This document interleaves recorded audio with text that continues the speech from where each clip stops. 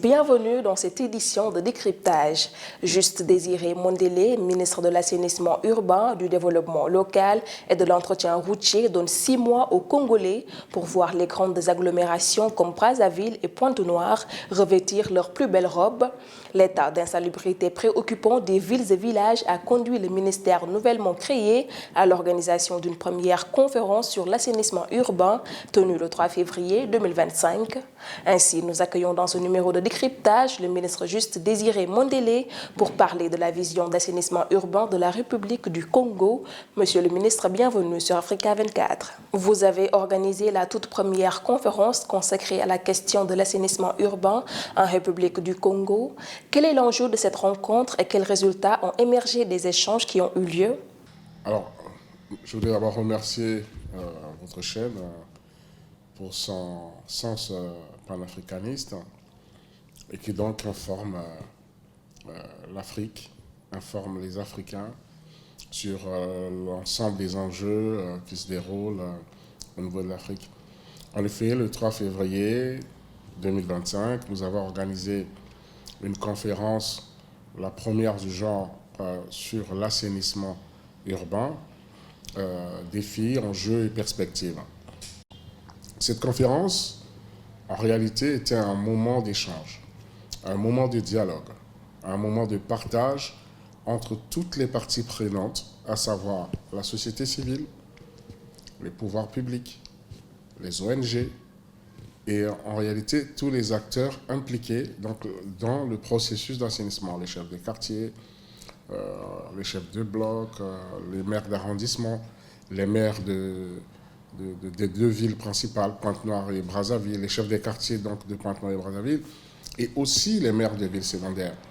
Il s'agissait pour nous d'échanger, de voir quelles sont les approches, les bonnes approches pour la bonne pratique en ce qui concerne l'assainissement, d'aborder de façon holistique la problématique de l'assainissement, puisque lorsqu'on parle d'assainissement, on parle des déchets. On parle donc de la collecte des déchets.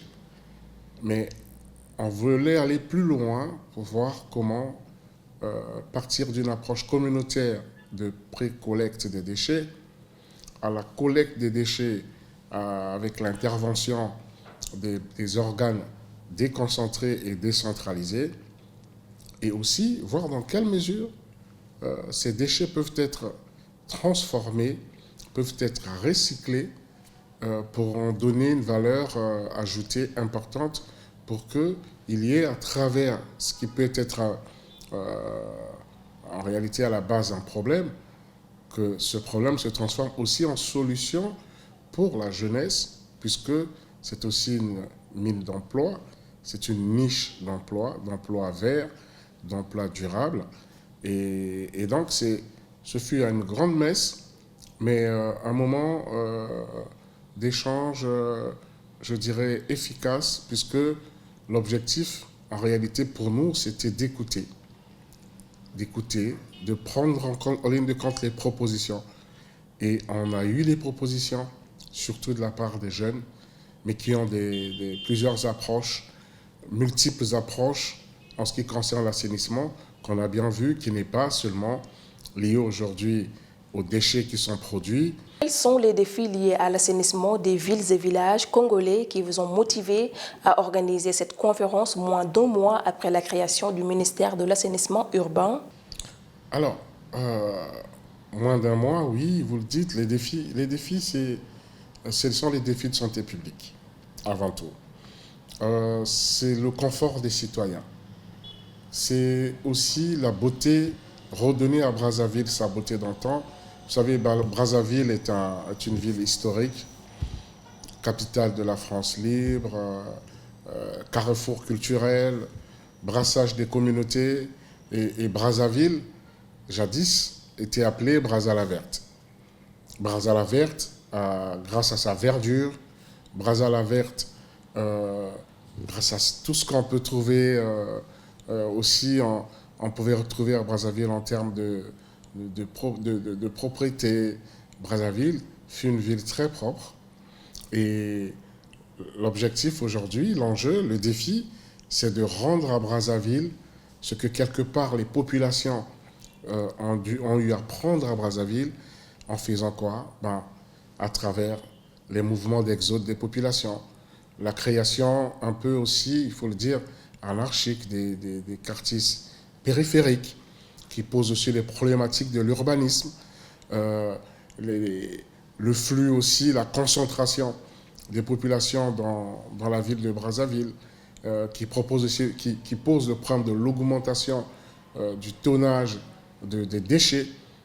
Donc, la ville, qui à la base était une ville bien structurée, avec une architecture très moderne, malheureusement a connu cette pression urbanistique et d'où, disais-je, que ce qu'on a pris à Brazzaville, nous avons tous décidé de rendre à Brazzaville sa plus belle robe et sa robe elle est verte, donc il faut lui redonner sa belle robe verte, il faut lui redonner son caractère propre, il faut lui redonner son symbole de carrefour culturel panafricain. Donc en réalité, simplement redonner à Brazzaville sa place de ville qui est quand même qui se trouve au bord du majestueux fleuve Congo, et une ville verte. Une ville verte où là où fait bon vivre. Selon une étude réalisée en 2022, Brazzaville et Pointe-Noire figuraient parmi les 25 villes les plus sales du monde, occupant respectivement la 11e et la 17e place. La situation ne semble pas s'être améliorée en 2025. Comment êtes-vous arrivé à ce stade et quelle stratégie envisagez-vous pour améliorer la salubrité de ces grandes agglomérations? Je ne sais pas quel instrument la Banque mondiale, enfin, je ne sais pas si vraiment c'est la Banque mondiale qui est notre partenaire, mais j'ai l'occasion de beaucoup voyager, pas seulement en Afrique, de voyager en Asie, de voyager aussi dans d'autres pays. Vous savez, il n'y a pas si longtemps en Italie, on a connu, je ne sais pas que pense la Banque mondiale ou que pensait la Banque mondiale à ce moment-là, la grande capitale Rome avait connu des difficultés en ce qui concerne des déchets, l'assainissement. Je prends la ville de Marseille, et d'ailleurs même la ville de Paris avait connu les mêmes difficultés. Mais de là qu'il y ait ce classement, nous ne faisons pas un déni. Oui, nous avons eu, pas il y a 10 ans, on a eu il y a 6 mois, quelques soucis avec notre partenaire qui s'occupait de l'assainissement de ces deux grandes villes. Leur contrat était arrivé à échéance et malheureusement, la fin des contrats, vous savez comment parfois ça se déroule, et ça a posé le problème en ce qui concerne l'accumulation des déchets dans Brazzaville et Pointe-Noire. Mais de là, je pense qu'avant cette période, on n'a pas, nous, eu accès à de telles études. Bon, tant qu'à faire, et qu'à cela ne tienne, nous invitons la Banque mondiale, celle que vous, là où vous avez puisé votre étude, ou peut-être une autre institution qui fait le monitoring ou qui regarde l'état, évalue l'état des villes, prendre rendez-vous dans 6 mois peut-être. Comme ça, on va revoir le classement, mais je ne pense pas qu'on soit à ce niveau de classement. Vous savez, les classements, parfois, il faut aller dans d'autres continents, vous allez voir aussi l'état des villes, mais je pense que Brazzaville n'a jamais connu une épidémie liée aux ordures, mais il y a d'autres villes du monde, d'Europe et d'Asie, qui ont connu des grands moments de turbulences épidémiques à cause des déchets. On n'est pas les derniers de la classe, je pense. Donc, non, je partage pas trop cette source, mais je mets à défi cette source de revenir dans 6 mois et là, de nous donner le nouveau classement, mais là, avec tous les pays, continent par continent. En 2023, l'Agence française de développement a mobilisé 150 milliards de francs CFA pour la relance des projets d'assainissement dans les villes d'Nkayi, Brazzaville, Ouando et Pointe-Noire. Par quel mécanisme la République du Congo va-t-elle financer ces politiques d'assainissement? Alors, vous faites allusion au projet Ville résiliente. L'AFD, qui est un partenaire de la République du Congo, l'Agence France de développement, a en effet appuyé les communes d'Ouando et de Nkayi à travers une étude expérimentale d'évacuation des déchets, d'assainissement, avec des points de pré-collecte, tout un processus, tout un circuit des déchets, en impliquant les communautés. Je pense que ces projets sont arrivés à maturité et l'idéal serait donc de repliquer ce modèle dans d'autres villes. Alors, ce qu'il faut retenir, parce que les chiffres parfois font peur, ce qu'il faut retenir dans ces chiffres, il ne s'agit pas seulement de la collecte, c'est tout un processus. Dans ce projet, il y a la transformation. Et il y a déjà des jeunes qui ont des startups qui transforment les déchets en galettes pour les pavés, qui transforment les déchets en charbon de bois, donc c'est très écologique, et qui transforment les déchets en chaussures en plastique.